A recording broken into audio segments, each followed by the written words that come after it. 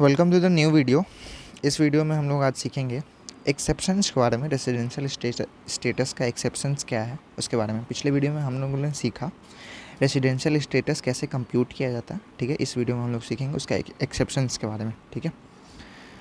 तो जैसे कि बेसिक कंडीशन था 6(1)(a) के हिसाब से 180 डेज़ प्लस, अगर नहीं है तो 6(1)(c) के हिसाब से 60 डेज़ प्लस 365 डेज़ इन प्रीसीडिंग 4 प्रीवियस ईयर, जैसा कि हम लोगों ने पिछला वीडियो में देख चुका है, ठीक है। ये क्या बताता है? ये बताता है कि कोई भी इंडिविजुअल रेसिडेंट होगा या नॉन रेसिडेंट होगा, ठीक है, ये बताता है। उसके साथ साथ कुछ एडिशनल कंडीशन भी था। ऑर्डिनरी रेसिडेंट और नॉट ऑर्डिनरी रेसिडेंट के लिए 730 डेज़ इन प्रीसीडिंग 7 ईयर्स और नहीं मतलब plus resident in 2 previous year out of 10 previous year, ये था एडिशनल कंडीशन, ठीक है। इससे पता चलता है कि ऑर्डिनरी रेसिडेंट होगा या नॉट ऑर्डिनरी रेसिडेंट होगा, ठीक है। तो ये अगर फुलफिल हो जाता है तो आप देखते हैं कुछ एक्सेप्शंस के बारे में। जैसे कि अगर ये पहला एक्सेप्शन है कि अगर कोई भी इंडिविजुअल इंडियन सिटीज़न है और परमानेंटली लीव कर रहा है इंडिया को, ठीक है, तो उसके लिए ये 60 डेज़ और 365 डेज़ वाला कंडीशन लागू नहीं होता है, ठीक है। यानी कि सेक्शन 6(1)(c) लागू इस पर नहीं होता है।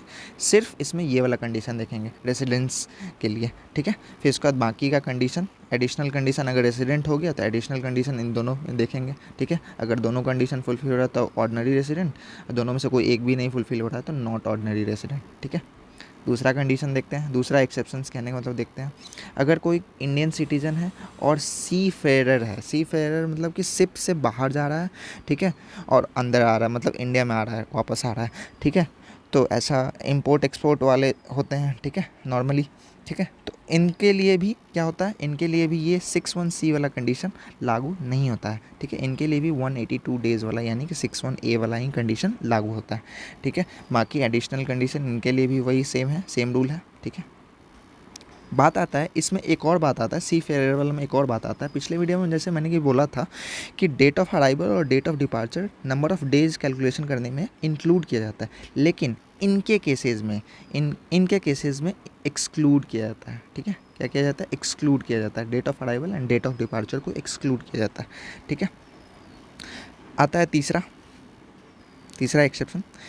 एक इंडियन सिटीजन है या पर्सन ऑफ इंडियन ओरिजिन है, ठीक है, IC और POI, ठीक है, रिजाइडिंग आउटसाइड इंडिया, यानी कि इंडिया के बाहर रह रहा है लेकिन इंडिया आ रहा है घूमने फिरने के लिए या किसी से मिलने के लिए इंडिया आ रहा है।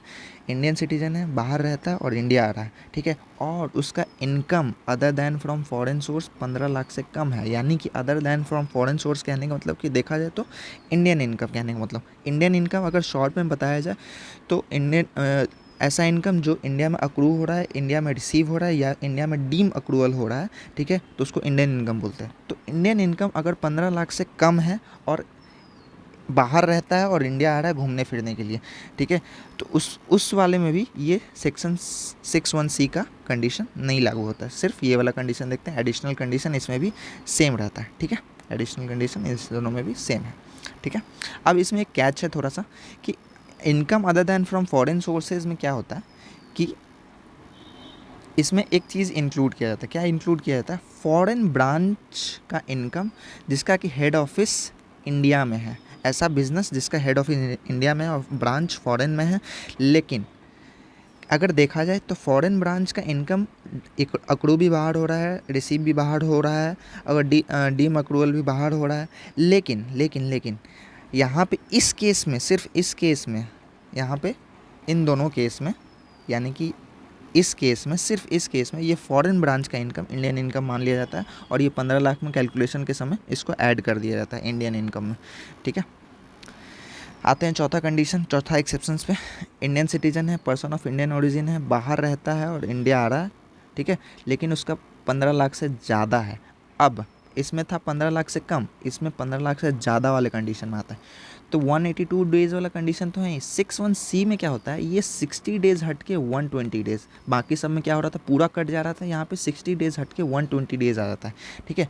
अगर इस वाले कंडीशन से अगर वो रेसिडेंट बनता है वो इंडिविजुअल, तो वो हमेशा ही resident plus not ordinary resident बनेगा, कभी भी ऑर्डिनरी रेसिडेंट नहीं बनेगा, ठीक है। इसका क्या लॉजिक है वो नहीं मालूम, ठीक है। अगर ये 182 डेज़ वाले कंडीशन से होगा, बनेगा, कभी भी बनेगा रेसिडेंट, तो इसमें फिर वो दोनों कंडीशन आ जाएगा, ऑर्डिनरी और नॉट ऑर्डिनरी वाला दोनों कंडीशन आ जाएगा अगर 182 डेज वाला से बनेगा तो, ठीक है। लेकिन अगर इस वाले कंडीशन से बनेगा तो हमेशा ही resident plus non ordinary resident बनेगा, ठीक है। एक और एक्सेप्शन आता है, ठीक है।